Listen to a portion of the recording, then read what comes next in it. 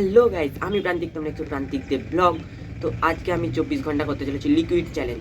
চলো চ্যালেঞ্জটা আমি কমপ্লিট করতে পারি নাকি দেখা যাক। যেটা শুরু করলাম সকালের গরম গরম চা দিয়ে, আর শীতের সকালে গরম গরম চা খাওয়ার মজাই আলাদা। আমি চা খাচ্ছিলাম আর ভাবছিলাম এর পরের লিকুইড খাবারটা কি খাওয়া যায়।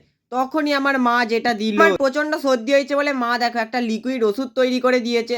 আমার বেশ তো সুবিধাই হলো, তাও ওষুধটা একটু কেমন লাগছিল, তাও চোখ বুজে খেয়ে নিলাম। ওটা খাওয়া কমপ্লিট করে সাইকেলটাকে নিয়ে আমি বাজার চলে গেলাম। আমি এনেছি এই জল জিরাপটা, কিন্তু জল জিরাপ তো লিকুইড নয়, কিন্তু লিকুইড করে তো খাওয়া যেতে পারে। চলো জল জিরাপটা এই জলের মধ্যে ঢেলে খাই। এই জলের কালারটা দেখো, যেন মনে হচ্ছে কেউ যেন জলের মধ্যে কাঠগুঁড়ো দিয়ে দিয়েছে, দেখো ভালো করে। চলো গাইস এবার এটা খাওয়া যাক।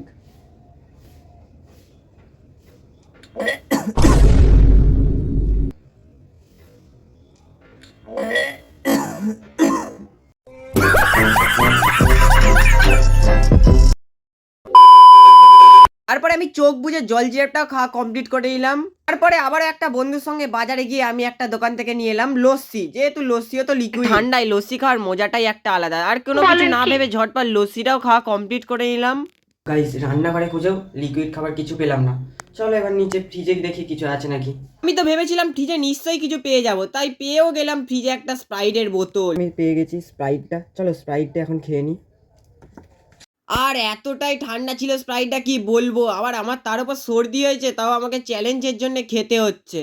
আর এইদিকে দেখো আমার সর্দি তো পুরো বলতে গেলে একবারে অবস্থা খারাপ হয়ে গেছে, তাই জন্য আমাকে আবার সিরাপ খেতে হবে। আর সিরাপও তো লিকুইড হয়, তাই জন্য সিরাপটাও খাওয়া কমপ্লিট করে নিলাম। সিরাপটা যা তেতো ছিল।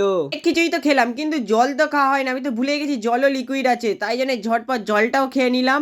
আর লিকুইড খাবার আমি কিছু বুঝতে পারছি না কি খাবো, তাই জন্য চ্যালেঞ্জটা এখানেই কমপ্লিট করলাম। নেক্সট চ্যালেঞ্জ কি করবো তোমরা কমেন্ট করে বলো, আর ভিডিওটা ভালো লাগলে লাইক করে চ্যানেলটা সাবস্ক্রাইব করে দাও।